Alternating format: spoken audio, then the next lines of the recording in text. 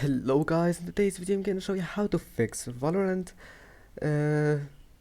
Vanguard crash reports. It's easy. If you want to fix this problem, all you have to do first click here and then type task managers, scroll down until you find any task related to Valorant, Riot Games, Vanguard, something like that. Just scroll down. If you find it, right click on it, click end task, and if you can't find it, just forget that and close this window. Now go to services,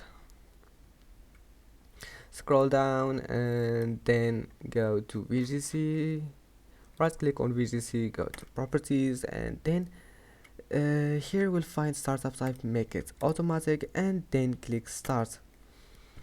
Wait a few seconds and then click OK, and now restart your PC and try again. And if that doesn't fix your problem, all you have to do, just click here and type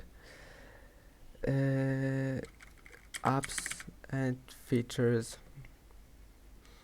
and then type here Vanguard, click on it, click uninstall, and then uninstall it. And now just open Valorant, and you will need to wait for it to you need to download it again. Just open Valorant, and that's it. Your problem must be fixed after that.